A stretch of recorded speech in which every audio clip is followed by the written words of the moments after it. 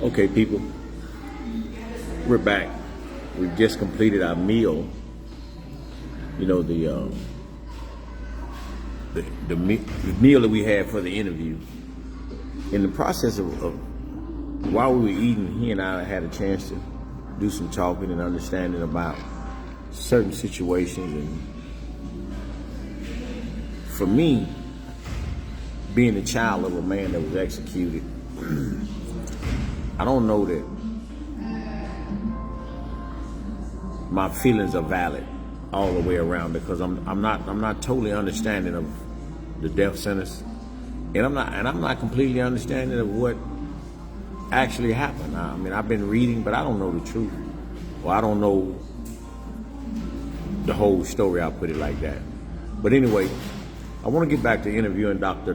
Bob Utzel, because he has taken the time to come to Wolf City to visit with me, eat, have dinner with me, and I'm grateful.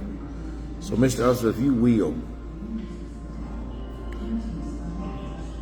advice to someone such as myself in trying to understand the death sentence, the death penalty here in Texas, what advice could you give me to seek better understanding?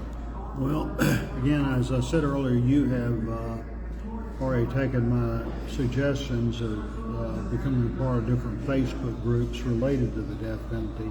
There's one group specifically,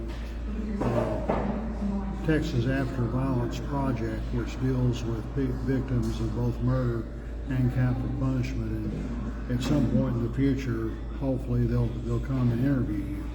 And they did the same thing with the family of Charlie Brooks Jr. with his two sons, Keith and Derek, and his ex-wife Joyce. By the way, on January 8th of this year, I went to Fort Worth to attend Joyce's funeral. She was an awesome lady, a very, very dear friend, and we miss her very much.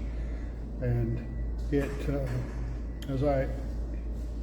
you can honor victims without creating more victims, because when you put someone to death, their victims are not revived. So you got two homicides on your hand instead of just one. So it's, I don't know how much, we've made progress, but I do hope under President Biden we can see some change. I'm disappointed that thus far he has not, to my knowledge, spoken out about what happened in Huntsville last night. He, like I say, he changed his position during the last few years. He was a big supporter of it at one time. And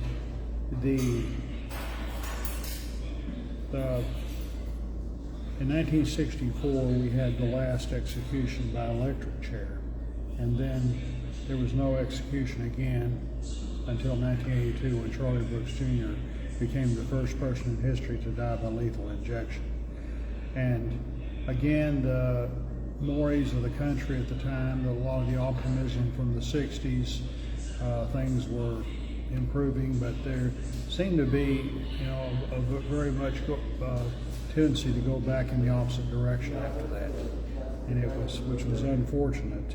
The 1972, I have on my Facebook page, I have videos about this. Two very important Supreme Court decisions. There's 1972 was Furman versus Georgia. 1976 was Gregg versus Georgia. The Furman decision declared unconstitutional, not capital punishment per se, but the way it was being administered at the time. And many people thought that was the end of it. Well, unfortunately it wasn't. Various states, including Texas, that wanted to maintain the practice rewrote their laws, and among other things, they declared the courts ruled they had to have a bifurcated trial, in the sense there would be the first phase of the trial, they would determine guilt or innocence. In the second phase, they would be a punishment phase. And Gregg versus Georgia in 1976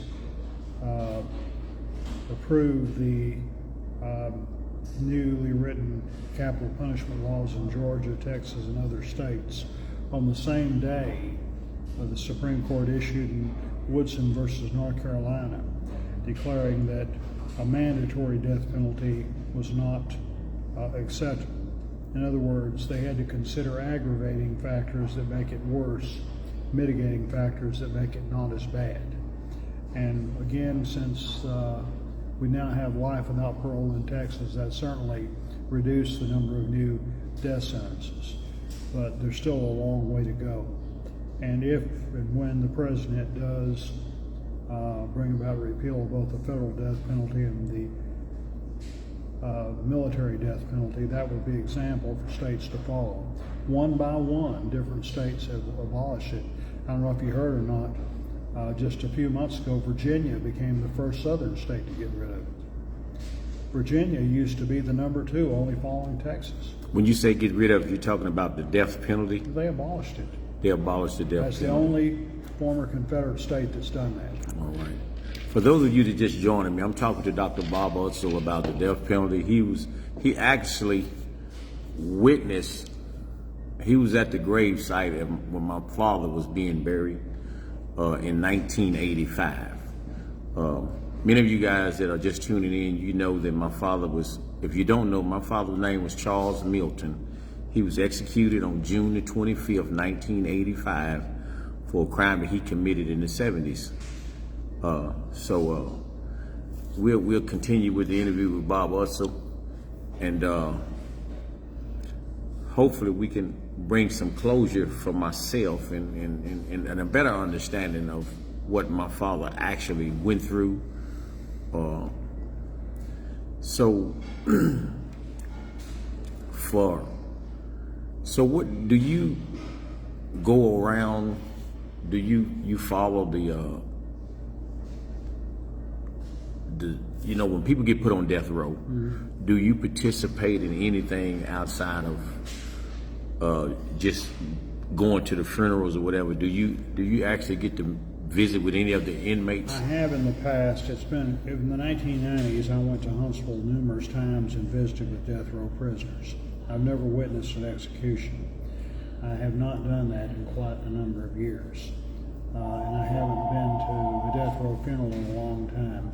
And in addition to your dad and Charlie Brooks, there was another, I can't even remember his name at the moment, Dillingham, was from Fort Worth, and this is a white guy his funeral was at a Catholic church over there, and I did attend that funeral. At the time, excuse me, I was pastor of Forest Hill AME Church in Fort Worth, and Joyce Brooks, the ex-wife of Charlie Brooks, attended my church some. She never joined. But as I say, Joyce is a delightful person. I know you would like her sons, Keith and Derek. They're both really super guys, and they could advise you. And of course, they actually knew their dad. That's a difference. And I can, if you like, I can give your phone number to a friend of mine who did actually witness your dad's execution. Well, I'd be grateful for you to do that, so that maybe I can schedule an interview with him or a luncheon or something, so we can kind of actually touch base on some of the things that was going on at that time with my father. I don't want to hold you too long, Mr. Utzel. I'm grateful that you took the time out to come to Wolf City, Texas and speak with me, so I can find a better understanding. And just so you guys know, we are in Wolf City, Texas. As you see, we are here in El Arbor restaurant interviewing the great Bob Utzel, Dr. Bob Utzel. You know, he's in my opinion, he's one of the greatest just to come here. This is our second meeting, and for him to take the time out to help me find closure or better understanding, I think he's an awesome man. So if you guys, if you will, just say a small prayer for him as he traveled back through Turl and through Corsicana, you know, in the days to come, so that he'll get there safely.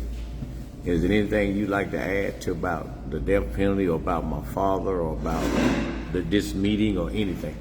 Well, you have a story. We need to get it out there. Everyone has a story that needs to be told, and it's the whole theme of forgiveness, reconciliation is tied in with it, and it's some people hold bitterness to the very end or are not willing to forgive, but we need to have that evolving standard of decency, and as we can continue to move forward, I trust we'll get there eventually. All right. Let me say, one thing I was going to mention earlier. I've said some negative things about President Trump. Well, President Obama, there was no executions while he was president. However, during his administration, the federal prosecutors continued to prosecute death penalty cases.